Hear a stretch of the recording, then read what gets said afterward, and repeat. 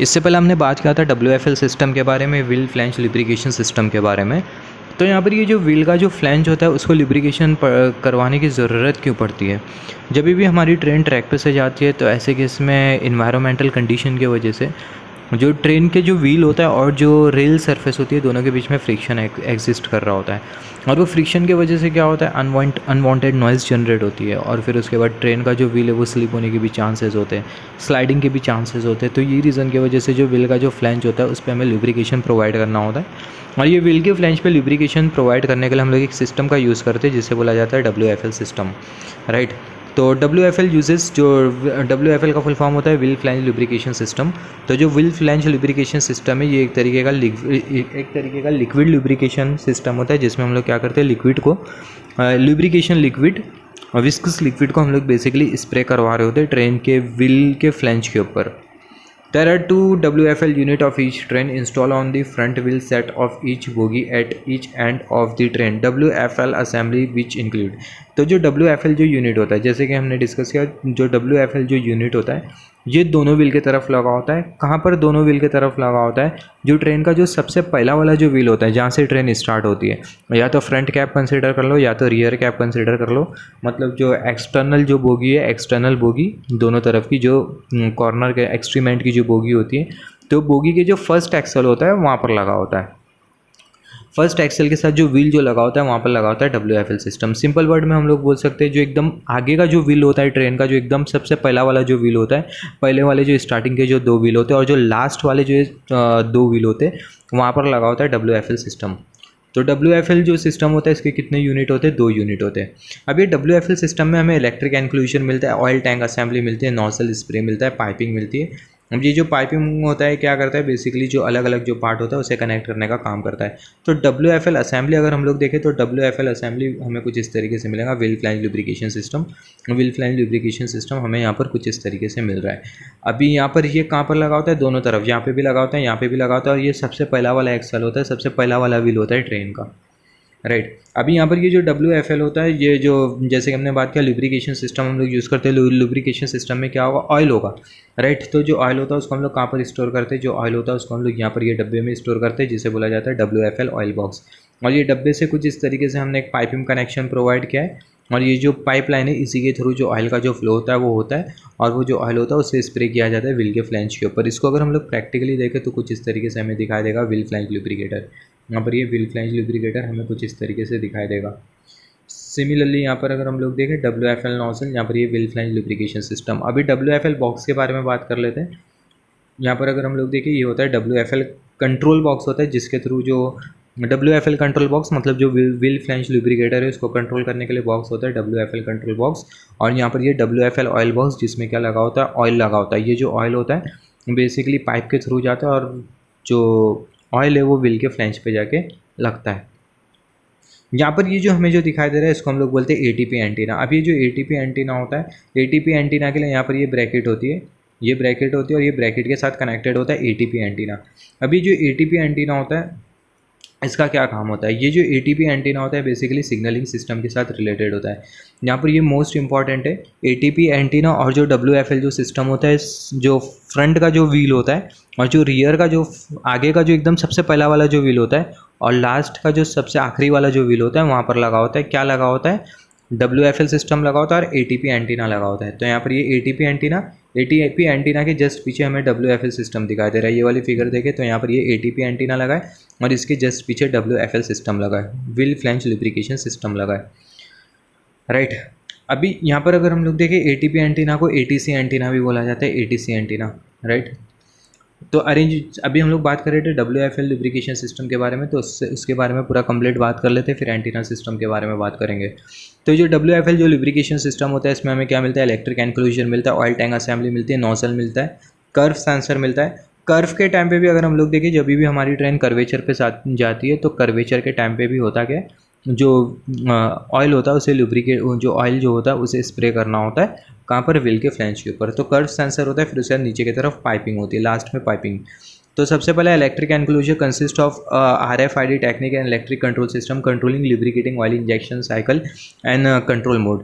तो यहाँ पर सबसे पहले जो इलेक्ट्रिक एनक्लोजर है कहाँ पर लगा होगा, WFL कंट्रोल बॉक्स में लगा होगा, जैसे कि हमने बात किया। अभी जो इलेक्ट्रिक एनक्लोजर होता है इसमें हमें क्या मिलता है, इलेक्ट्रिक कंट्रोल सिस्टम मिलता है। और ये जो इलेक्ट्रिक कंट्रोल सिस्टम होता है क्या करता है, जो लुब्रिकेटिंग ऑयल का जो इंजेक्शन साइकिल होता है उसे क्या करता है, कंट्रोल करता है। लुब्रिकेशन ऑयल का इंजेक्शन साइकिल मतलब जो लुब्रिकेशन ऑयल को जो स्प्रे किया जाता है, तो जो स्प्रे की जो साइकिल होती है, जैसे कि 3-4 सेकंड स्प्रे किया, फिर थोड़ा गैप, फिर 3-4 सेकंड स्प्रे किया, फिर थोड़ा गैप, फिर 3-4 सेकंड स्प्रे किया, थोड़ा गैप। तो ये है कि एक तरीके से साइकिल है। तो जो इलेक्ट्रिक एनक्लोजर होता है इसमें इलेक्ट्रिक कंट्रोल सिस्टम होता है, जो कि क्या करता है, जो लुब्रिकेटिंग ऑयल इंजेक्शन साइकिल होता है उसे कंट्रोल करता है। जो ऑयल इंजेक्शन साइकिल होता है उसे कंट्रोल करता है। Injection mode is a time control mode for straight track running, curve control mode for running on curve. तो यहाँ पर ये जो इंजेक्शन मोड है, बेसिकली इंजेक्शन जो मोड है इसके दो तरीके, जैसे ये जो कंट्रोल मोड है, नॉट इंजेक्शन मोड, जो कंट्रोल मोड है इसके दो मोड होते हैं। पहला जो मोड होता है वो होता है इंजेक्शन मोड, और दूसरा जो मोड होता है वो होता है कर्व कंट्रोल मोड। अभी जो इंजेक्शन जो मोड होता है ये बेसिकली स्ट्रेट ट्रैक पर मतलब एक्टिव रहता है, और जो कर्व कंट्रोल मोड होता है ये बेसिकली कर्वेचर पर एक्टिव रहता है।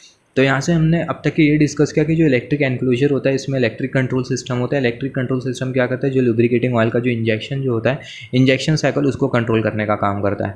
अभी यहाँ पर जो कंट्रोल सिस्टम होता है इसमें हमें दो मोड मिलते हैं। सबसे पहले इंजेक्शन मोड मिलता है और दूसरा कर्व मोड मिलता है। जो इंजेक्शन मोड होता है ये स्ट्रेट ट्रैक के लिए होता है, और ये स्ट्रेट ट्रैक में होता है कि एक पर्टिकुलर इंटरवल ऑफ टाइम के बाद जो लुब्रिकेशन होगा वो होते जाएगा, राइट। फिर उसके बाद जो कर्व कंट्रोल मोड होता है ये बेसिकली ट्रेन की कर्वेचर के लिए होता है।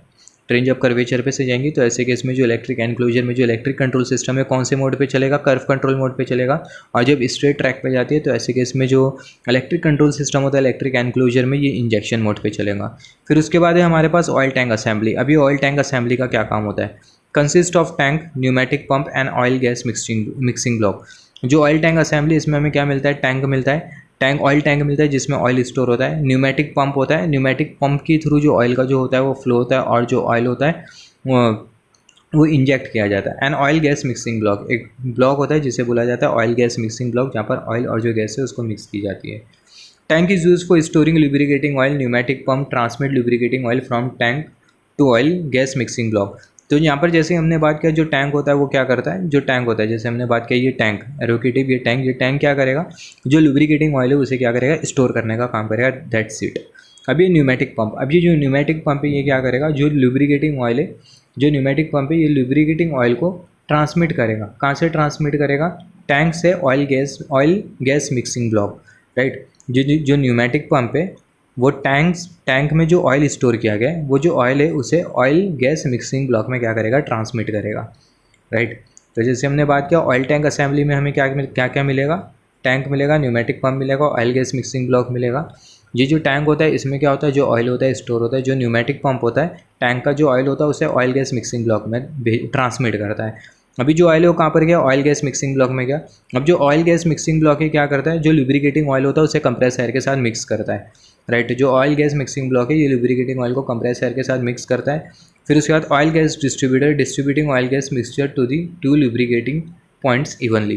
तो जैसे हमने बात किया जो ऑयल गैस मिक्सिंग ब्लॉक है ये क्या करता है, लुब्रिकेटिंग ऑयल और जो कंप्रेस्ड एयर है उसे क्या करता है, दोनों को मिक्स करता है। फिर उसके बाद ऑयल गैस डिस्ट्रीब्यूटर क्या करता है, जो ऑयल गैस डिस्ट्रीब्यूटर है, ऑयल और जो गैस का जो मिक्सचर है उसे कहाँ पर भेजता है, लुब्रिकेटिंग पॉइंट पे भेजता है, या फिर हम लोग सिंपल वर्ड में बोल सकते हैं नोज़ल स्प्रे पे भेजता है। और ये जो नोज़ल स्प्रे होता है वो क्या करता है, जो एयर होती है उसे जो ऑयल होता है उसे स्प्रे करने का काम करता है व्हील के फ्लैंज के ऊपर। जो ऑयल है उसे इंजेक्ट करने का काम करता है व्हील के फ्लैंज के ऊपर। तो यहाँ पर अगर हम लोग देखें nozzle spray lubricant from nozzle outlet to wheel flange at a speed of 150 to 200 metre पर सेकेंड। तो जो नोज़ल होता है क्या करता है, जो लुब्रिकेंट होता है उसे स्प्रे करता है व्हील के फ्लैंज पर कितने की स्पीड पे, 150 से 200 मीटर पर सेकेंड की स्पीड से।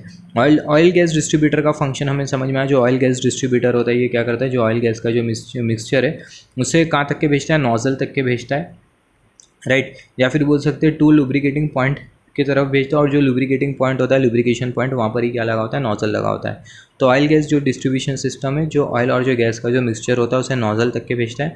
और जो नोज़ल होता है ये क्या करता है, जो नोज़ल होता है बेसिकली जो ऑयल जो होता है उसे स्प्रे करने का काम करता है व्हील के फ्लैंज पर at a speed of 150 to 200 metre पर सेकेंड।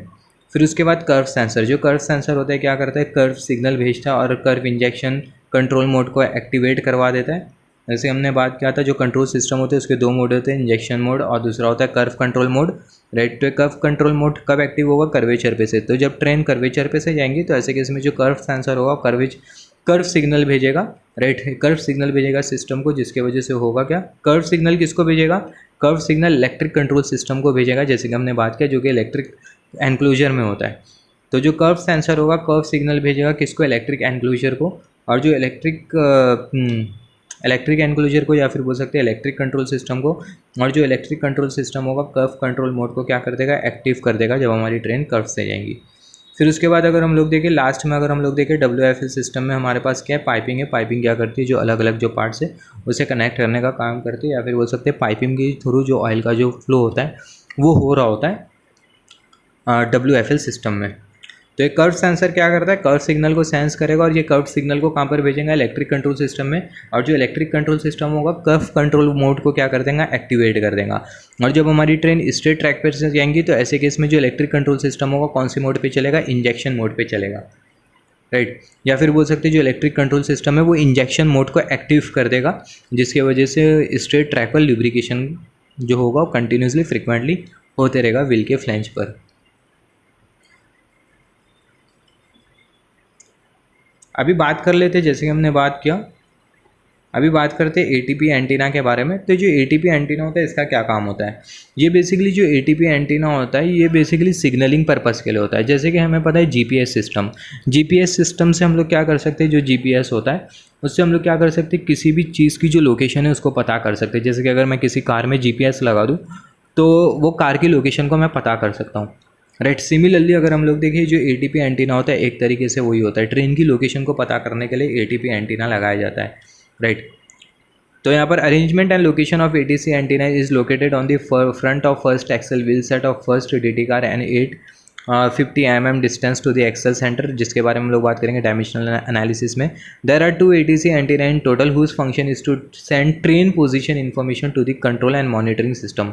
यहाँ पर ये जो ATP एंटीना या फिर इसका एक नाम ATP एंटीना भी बोल सकते हैं, ATC एंटीना भी बोल सकते हैं।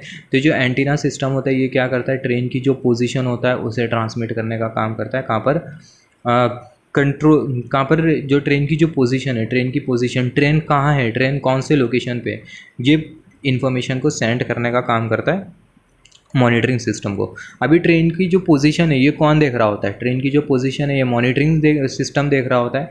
तो ट्रेन की जो पोजीशन है उसको बेसिकली सेंड करने का काम, ट्रेन की पोजीशन बताने का काम, ट्रेन की पोजीशन बताने का काम कौन करता है, ATP एंटीना, ATC एंटीना, दोनों एक ही है। ATP एंटीना, ATC एंटीना, कभी ATP एंटीना को ATC एंटीना भी बोल दिया जाता है। तो इसका एक ही काम होता है ATP एंटीना का, ये बेसिकली ट्रेन की जो पोजीशन होता है उसके बारे में बताता है, ट्रेन कौन से पोजीशन पे, कौन से लोकेशन पे, से कौन से लोकेशन पे, और ये किसको बता रहा होता है, मॉनिटरिंग सिस्टम को बता रहा होता है। बेसिकली ट्रेन में जैसे हमने बात किया था OCC होता है, ऑपरेशन कंट्रोल सेंटर, ये क्या कर रहा होता है, हर एक ट्रेन की लोकेशन को देख रहा होता है। ट्रैफिक कंट्रोलर हर एक ट्रेन की लोकेशन को देख रहा होता है for controlling traffic of train. तो ट्रेन की लोकेशन हमें कैसा पता चलती है, ATP एंटीना के थ्रू। तो जो ATP एंटीना होता है ट्रेन की लोकेशन को बताता है, कौन किसको बताता है, मॉनिटरिंग सिस्टम को बताता है।